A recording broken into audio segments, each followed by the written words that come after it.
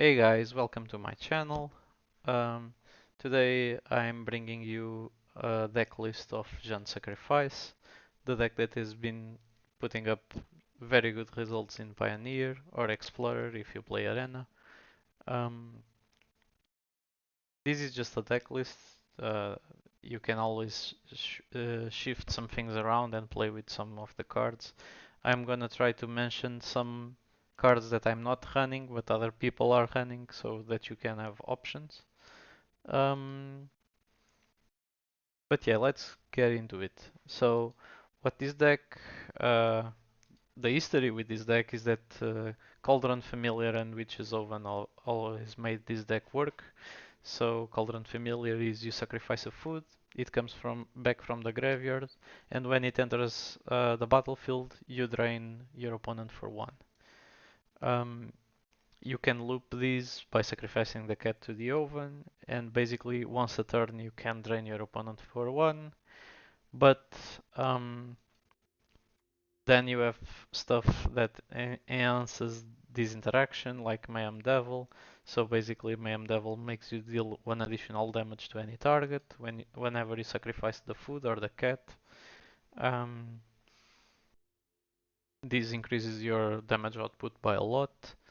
You also have Fable of the Mirror Breaker, which is just a good staple in red, just to help you um, filter your hand. Don't forget that uh, the token also creates treasures that then you sacrifice, so it also interacts very well with what the deck is trying to do. We are running for Fatal Push because of Rakdos Sacrifice and other aggressive decks in the format that require immediate response, otherwise they're just gonna straight up kill you. Um, and then we have 4 Blood Tide Harvester, the best hacked uncommon by a mile. Uh, Especially in this deck, the Blood token does a lot for you because you can sacrifice it and deal more damage with the Mayhem Devil. Or you can sacrifice this guy and kill something with it and deal damage with the Devil. So this is the old shell of the deck. I forgot to mention Deadly Dispute, which is also your draw engine. So Deadly Dispute, one of the best commons ever printed. 2 mana, you can sacrifice a creature or an artifact, and then you draw 2 and create a treasure token. So this card just gives you a lot of gas. Um, and this was the old shell of the deck. What are the new additions after the bans? So Ygra, Eater of All, that came out with Blumborough. Basically, this card is used to combo with the Cauldron Familiar. If you have 2 familiars in your graveyard and a food token laying around and you play Ygra, you basically won the game. Because you can, Ygra makes all your creatures become foods. So you can sacrifice a cat to bring another cat back.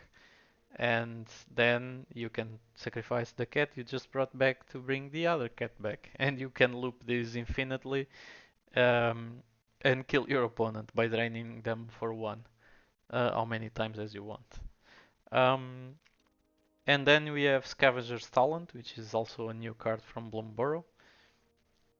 Scavenger's Talent basically it's a value card, but also allows you to access your combo a lot faster. So um, whenever one or more creatures you control die, it creates a food token, which triggers only once per turn. And then on the second stage, whenever you sacrifice a permanent, you can mill 2 cards to target player, which is usually yourself. So you can find the second cat or Ygra if you're missing it. And then the third step, at the beginning of your end step, you may sacrifice 3 other non-land permanents and return a creature card from your graveyard to the battlefield with a finality counter. So what this does is if you get to the last step, you can actually reanimate Ygra by sacrificing stuff to it. And when you sacrifice those 3 permanents, you will mill 6 cards, and so you're trying to find the cats so you can combo. You can basically combo on your end step if you have Ygra there and you find the cats. Um, and yeah, this is basically the deck list. So because we are playing 3 colors, we don't have many value lands. I'm running 1 Castle Lock Twain, but then I'm just running 4 pathways, 8 Shocklands, 1 Rockfall Vale, 2 Sulphurous Springs, and 4 pathways. Um, and 4 fast lands here also. I'm running 1 Croxa, but this is a spicy pick. It just gives you better matchup against control and grindy matchups in general, but sometimes I'm gonna board it out, sometimes it's gonna stay in. That's totally fine. Let me just dodge here. So now talking about sideboard for games 2 and 3. We have 4 Thoughtseize, because sometimes you want to interact with your opponent's hand or the cards they bring after they sideboard. We have 3 Wire Might to basically interact with 8 cards, like Unlicensed Doors, Leyline of the Void, and stuff like that people are gonna bring in against us. I'm also running my own unlicensed doors and 3 go blanks.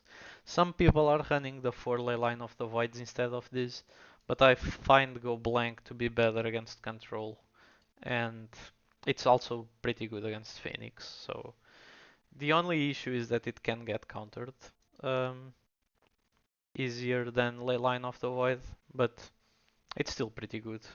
And then we have 1 Trail of Crumbs, which is a spicy pick for me, and 2 Obnixilis. So instead of Trail of Crumbs, some people are running also Cologan's Command, which is pretty good. Um, I like the value of Trail of Crumbs. Sometimes it just allows you to go off.